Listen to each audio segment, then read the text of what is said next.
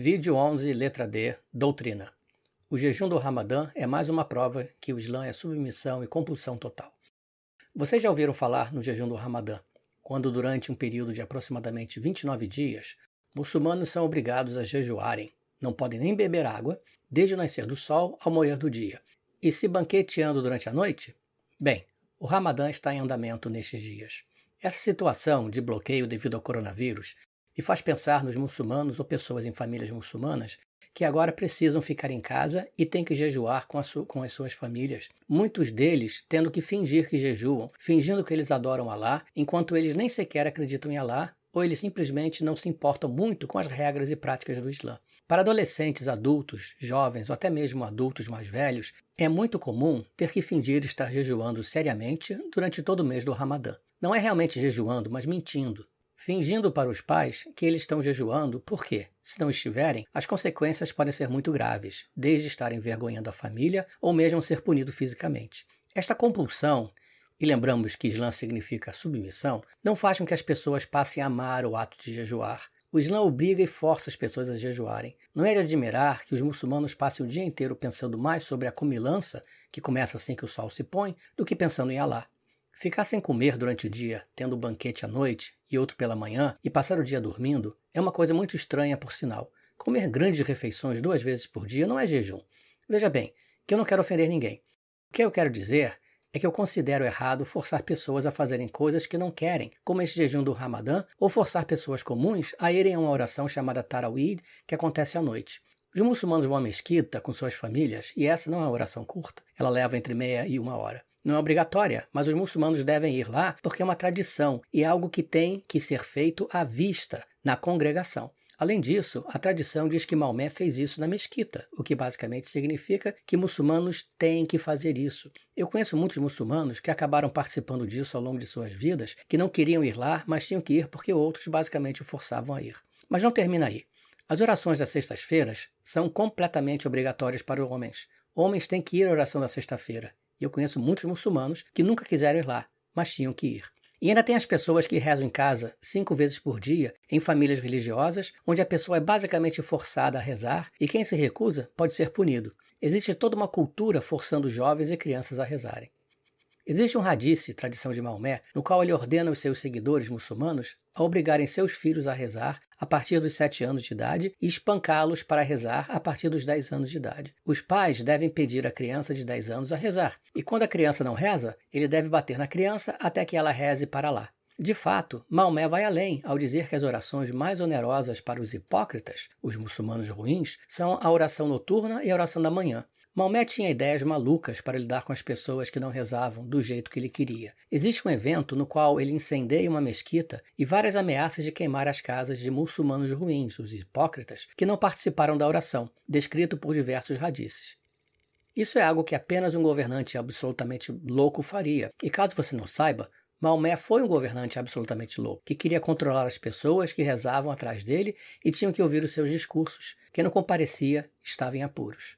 Este é o santo profeta Maomé, o perfeito exemplo de conduta para os muçulmanos. Maomé impôs sua religião à base da força e controle. Não é à toa que Islã significa, literalmente, submissão.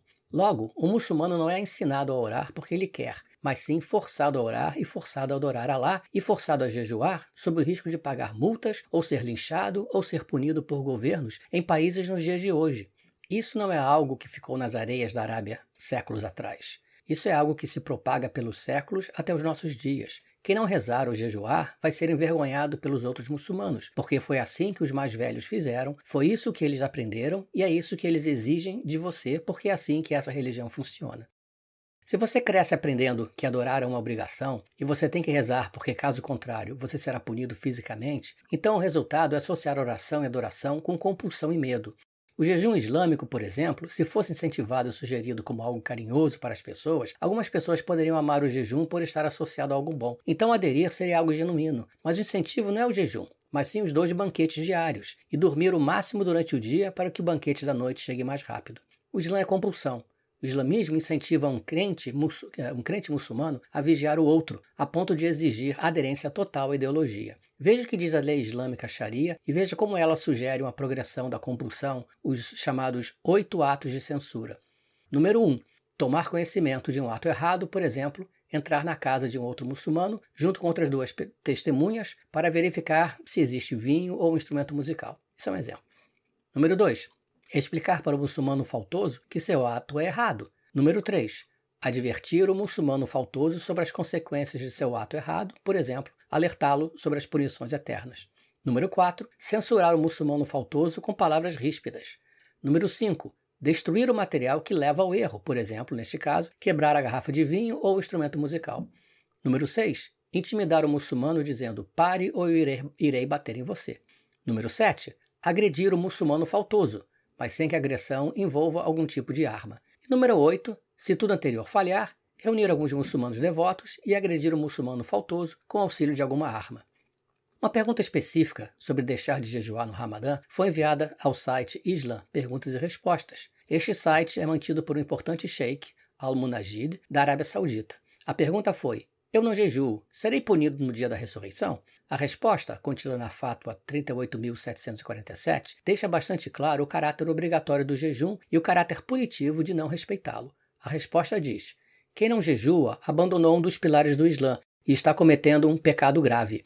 De fato, alguns dos salafs, os companheiros de Maomé, eram da opinião de que quem não jejua é um káfir, ou seja, um descrente, e um apóstata, ou seja, um ex-muçulmano. E continua dizendo que quem desiste das bases do Islã, o testemunho de que não há Deus senão Alá, as 5 orações prescritas e o jejum do Ramadã, torna-se um káfir e é permitido derramar seu sangue. Repito, torna-se um káfir, descrente, e é permitido derramar seu sangue. Isso é consistente com a punição para o crime de apostasia, ou seja, quando o muçulmano renega sua fé. Segundo o hadith autêntico de Al-Bukhari, Maomé disse que o sangue de um muçulmano só pode ser derramado em 3 casos: em caso de assassinato, em caso de adultério e no caso daquele que deixa de ser muçulmano, ou seja, ele se torna um apóstata. Agora vamos refletir. Se o objetivo como seres humanos fosse o de adorar Alá, e se tivesse sido por isso que ele criou as pessoas, ao invés de forçar as pessoas a adorá-lo e depois recompensá-las com o céu, não faria mais sentido que as pessoas o adorassem porque elas realmente assim o desejam, algo que parte do coração, e em seguida gratificá-las por seu amor e devoção? Muçulmanos irão dizer que Alá sabe mais, mas isso não faz mais sentido. Que divindade criaria ressentimento nas pessoas, necessitando doutriná-las ou forçá-las a fazerem coisas que elas odeiam? O instinto humano leva ao desejo da felicidade e da liberdade, e todos buscam desfrutar deste desejo fundamental em um ambiente livre, onde eles não estariam constantemente sob pressão. Ao contrário disso, o muçulmano é constantemente ameaçado, e independente se acredita ou não, ele deve respeitar a lei do Islã, um sistema opressivo que, se o muçulmano não respeitar, ele vai queimar no inferno por toda a eternidade, sendo torturado por forma de tortura das mais bárbaras. Torturas essas repetidamente descritas graficamente no Alcorão para incutir medo e controlar o quanto for possível. Ou oferecer uma eternidade sem espiritualidade, porém cheia de prazeres carnais, para os homens, no bordel celestial islâmico. Seria ótimo que os muçulmanos pudessem parar de impor o culto sobre os outros, e especialmente deixando de punir os mais jovens. Espero que os muçulmanos possam encontrar uma maneira de se livrar deste sistema opressivo, porque o fato é que ser humano algum merece ser tratado desse jeito. Mas José, eu sou uma recém-conversa muçulmana no Brasil e eu não vejo nada disso que você está falando. Claro, minha filha, você cresceu em um país onde a cultura é predominantemente cristã e onde as pessoas são livres para fazerem o que quiser. Talvez você mesmo tenha sido cristã e ache que Maomé foi alguém semelhante a Jesus Cristo. Mas vá morar em algum país de maioria muçulmana, onde a cultura islâmica é prevalente, para você ver acontecer o que eu critico neste vídeo. Isso acontece mesmo em países considerados pelos apologistas e simpatizantes islâmicos como moderados, como a Turquia, Malásia e Indonésia. E aqui vai um desafio para vocês, muçulmanos recém-conversos no Brasil. Estudem as escrituras islâmicas de forma independente. Estude o Alcorão à luz das tradições de Maomé nos hadices e na biografia de Maomé na Sira de Ibn Ishaq. Você vai começar a ver que o seu imã está escondendo alguns fatos desconfortáveis de você. Por quê? Curta a nossa página, dê um gostei no vídeo, porém mais importante, compartilhe. É super importante que mais e mais pessoas aprendam sobre este senhor da guerra, Maomé, e seu alter ego Alá e o aspecto político do islamismo consolidado na lei islâmica Sharia, de modo a se criar consciência e evitar problemas futuros. E visite o blog. Ele vem sendo construído para servir como fonte de consulta em português sobre o islamismo político. Não queremos Sharia no Brasil.